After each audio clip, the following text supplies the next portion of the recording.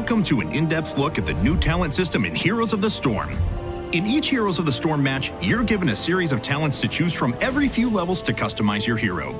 These can increase the damage of your abilities, imbue your hero with special attributes, or even give your abilities all new effects. To appropriately react to your opponent's strategies, you must know how to choose talents that synergize together. Let's take Muradin, for example. Muradin starts with 3 core abilities. His Q ability, Stormbolt, throws a hammer, stunning and damaging the first enemy it hits. His W ability, Thunderclap, slows and damages nearby enemies. Dwarf Toss, his E ability, causes Muradin to leap to a target area, dealing damage to nearby enemies when he lands. If you want to build Muradin to concentrate on stuns to raise his utility in teamfights, choose Skullcracker at level 4, which stuns enemies every 4th attack against the same target. Improve Dwarf Toss at level 7 by taking Landing Momentum, level 13 by choosing Dwarf Launch, and level 16 by selecting Heavy Impact. This increases the movement speed of Muradin upon landing, increases the range and impact area of Dwarf Toss, and stuns any enemies hit by Dwarf Toss respectively. Combine this with the Avatar Heroic ability at level 10 to allow Muradin to control fights around critical battleground objectives. This is especially useful on Cursed Hollow, where tightly grouped team fights frequently break out around tributes. On the other hand, if you want to focus on damage, take Perfect Storm at level 1, which increases Stormbolt's damage by 5 for each enemy hero hit.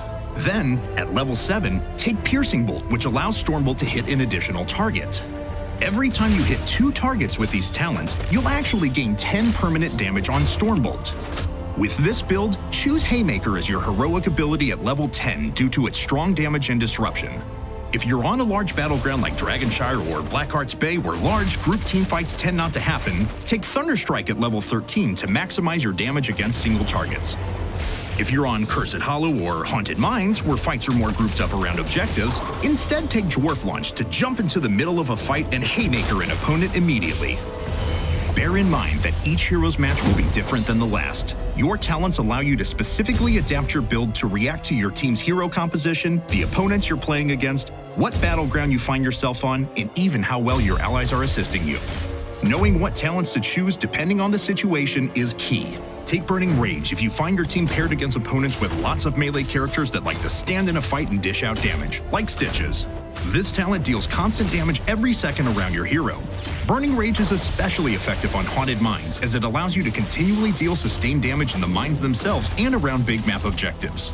It combos incredibly well with the Thunderburn talent in this situation, as heroes like Stitches, who don't have an explicit escape ability, get slowed twice by Thunderclap and constantly take damage from Burning Rage. If you find yourself lacking a reliable healer on your team, take Healing Static, which heals Muradin for 1% for each target hit by Thunderclap. If you combo that with the Thunderburn talent from level 4, which activates a second Thunderclap shortly after the first, you can double the amount of health gained very quickly from Healing Static, giving you much more sustained in lane and in fights. If you're matched against those heroes like Vala that have abilities that let them reposition very quickly, improve your Dwarf Toss ability by selecting Landing Momentum. Landing Momentum gives you a 20% speed boost following Dwarf Toss, so if Vala keeps faulting away from you, now you can leap towards her and catch up to her with your movement speed boost. We'll be continuing to update the talent system as the game develops. We're looking at implementing systems that give you a view into your opponent's talents. This will give you the ability to reactively choose your build depending on what you see. That's all for this video. Don't forget you can register for beta access to the game at heroesofthestorm.com. This is Kevin Naki for Blizzard Entertainment. We'll see you next time.